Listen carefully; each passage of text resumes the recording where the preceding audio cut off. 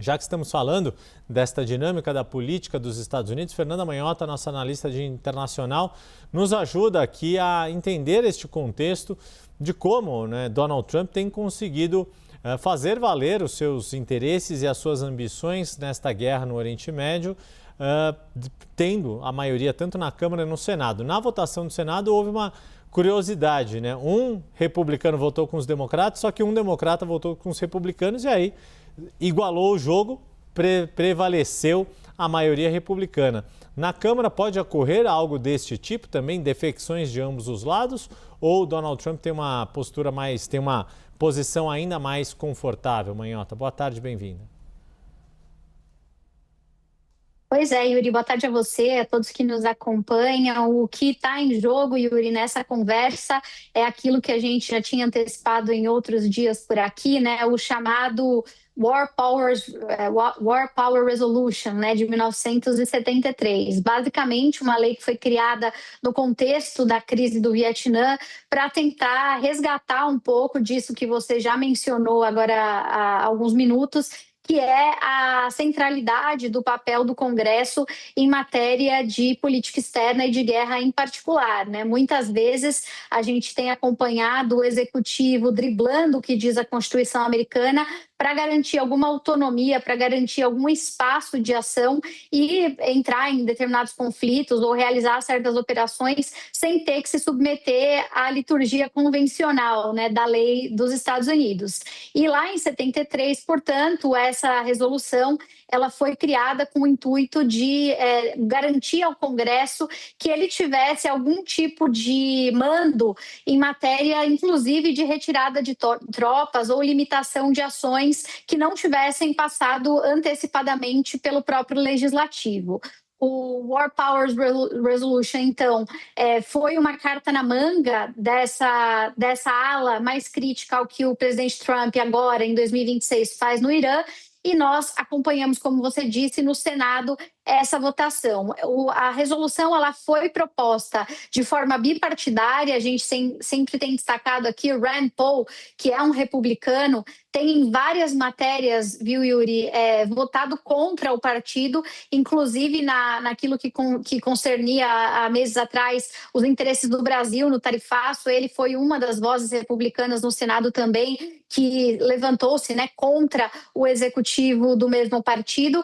E, como você bem disse, no Senado, embora a margem seja pequena, de alguma forma o presidente Trump obteve uma vitória importante, já que essa resolução ela não passou. A expectativa para a votação que acontece hoje na Câmara é que, de novo, o Partido Republicano e a ala trumpista deve conseguir consolidar essa maioria. Você perguntou sobre defecções e sim, é possível que elas existam. Existem defecções previstas tanto do lado republicano quanto do lado democrata. A gente costuma dizer que do lado democrata existe uma ala chamada hawkish, né? A ala mais de falcões. Alguns vão brincar e dizer que são os mais republicanos entre os democratas e que em matéria de política externa costumam ser mais linha dura. Essa ala, inclusive, tem sido, de alguma forma, entusiasta da ação mais coercitiva, digamos assim, do uso da força no Oriente Médio.